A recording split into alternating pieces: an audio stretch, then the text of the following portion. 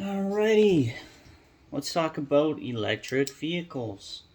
I'm going to talk about Goev, and I'm going to talk about Arvl, Arrival, and Muln, Muln. So in 2020, Arrival got the UPS contract for around 10,000 vehicles. They just started delivering recently. I don't think that news has caught up with the market yet. This Goev just went up 80%. It was over 110% at one point on news, right? Which is great, right? The deal is Fortune 500, set in stone, 4,500 units, up to 10,000, and I would imagine other companies are going to start looking at them if they make good on the delivery, right? So Arrival has the UPS contract. That's also a big one. That was the one Workhorse was supposed to get, and Workhorse took a dump when they didn't get it. Well, no one knows if they were supposed to get it or if they're just saying they were going to get it and they were in a bid for it, okay? But Arrival has done nothing but drop since it IPO'd. And we're talking big drops here, 18 all the way down to $1.55. So today I scooped up 6,000 shares of that, 6,000 shares of Goev. Could have had Goev at $3.13 at pre-market open for me. And I hesitated, and it went hard, and I waited for dips, and they haven't come. And I just don't see any reason why it would go down from here. Yeah, it's up 80%, but as well, it is down. It had highs of just in December alone. It was up to $13 a share. Okay, looks like the actual resistance level, the next level where we could see some resistance, is going to be around $6. For Arrival, you're looking at, and that $18, that was in November. Okay, so for Arrival, you're looking at the $2 level, and then it goes all the way to about $4, and then about $8, and then you've got the gaps at 11.55 to 13.20, and another big gap from 14.50 to 16.80. Goev doesn't really have any gaps that need filling. Okay. Mullen, poor CEO, totally deceptive. Says you're getting a Fortune 500 company, you get a contract with a general contractor, a delivery person, a company that handles deliveries for Amazon, but they could handle it for anyone, mom and pop, DoorDash. It's not a Fortune 500 company, the company that you got. And it was an order for 300 vehicles that I've said it before, I'll say it again. They're not even going to deliver on those. They don't have the staff. I'll get to that.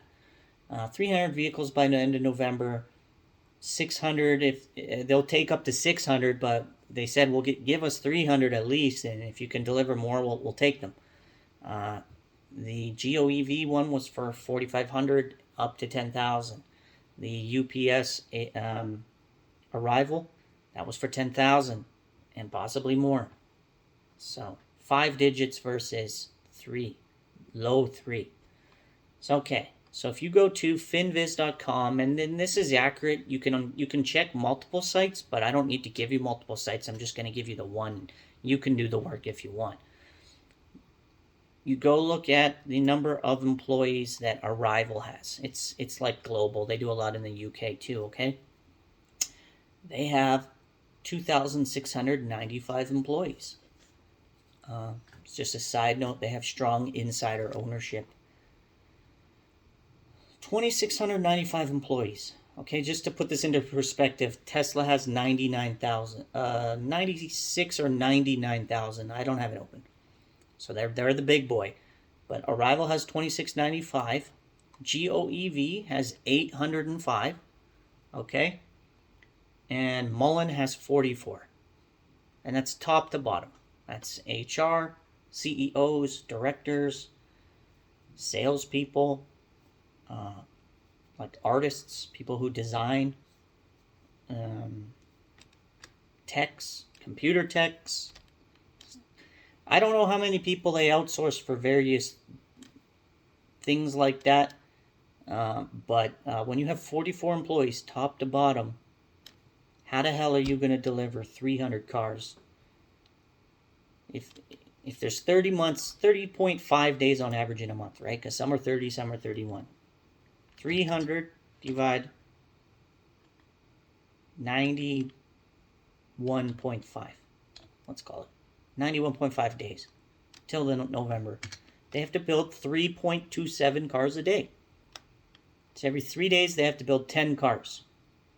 With maybe what? 1 tech? 2 techs? How many techs do they have? Someone in the comments, give them a call. Find out. Let me know. I don't really care to because I ain't buying that shit. It's $1 for a reason. It's a Ponzi. A lot of my previous videos I've said that. I get a couple dislikes, but actually the majority of people, I've actually gained subs on my Mullen videos because it's just the honest truth, okay? You can do it like a good deep dive on it and find out that he just takes new money, gives it to old investors, keeps diluting. Eventually that bubble is going to burst, okay?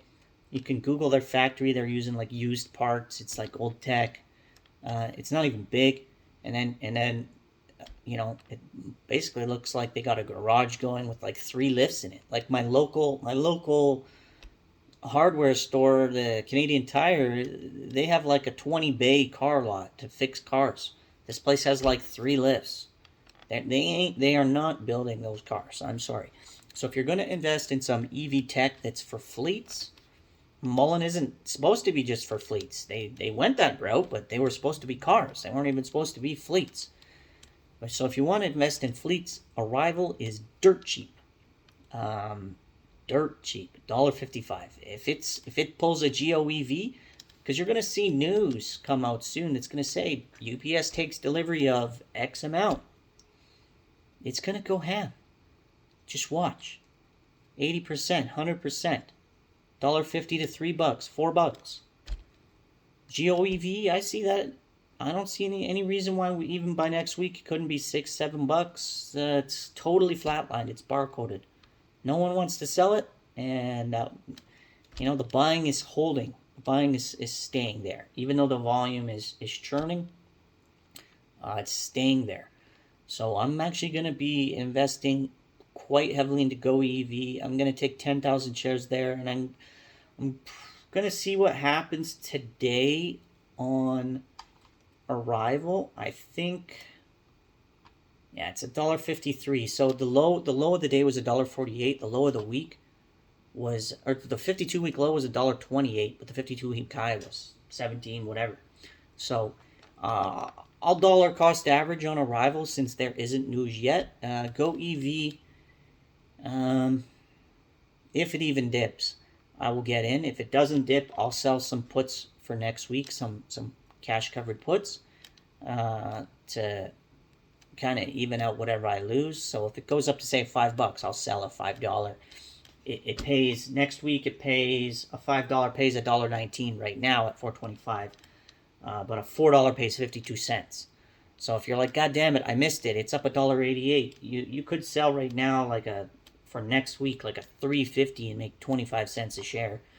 I mean, it's not a lot. 25 cents divide 350. You're making 7%. You know, it's not that great, but I mean, you're giving yourself downside protection. Your break even would be 325. So, which was basically we were over $3 in the pre-market. You want to go $4, you get 52 cents. Your break even is 348. 52 cents on $4. It's 13%. So you'll have 13% by the end of next week. Annualized, that's like around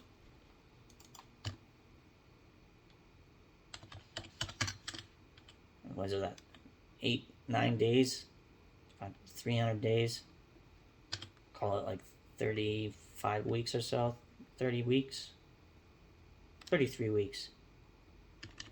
That's like 429% return. annualized. So a couple options there for you guys. The video is kind of getting long, it's dragging on. I just wanted to put something out comparing the three. The site like I said, the site I used is FinViz. I use it a lot of the times. It has a lot of different metrics. It has analyst prices on it, target prices. I like it for employees, book share value, income, right? None of them look good. None of them look good on the income front. They're all spending. Short float percentage, performance on the year, volume, average volume, institute owned, insider owned, institute transactions, insider transactions, expected earnings over the next 5 years, earnings expected for the next year. So the next year on Goev, 31%, on Arvl, 72%, and on Muln, expected minus 536.6%. I'm just trying to save you guys some cash and direct you in a direction that might produce some profits rather than just constant FOMO bullshit that you might get from people, especially the bag holders who are trying to get it back up and going, okay? I wouldn't waste my time there. If you guys need any more info, let me know in the comments what your questions are, and I'll try to answer them because I'm just kind of a smaller channel, so I usually can get around to it. Thanks for watching, and if you could, like, comment, subscribe, share. Thanks so much.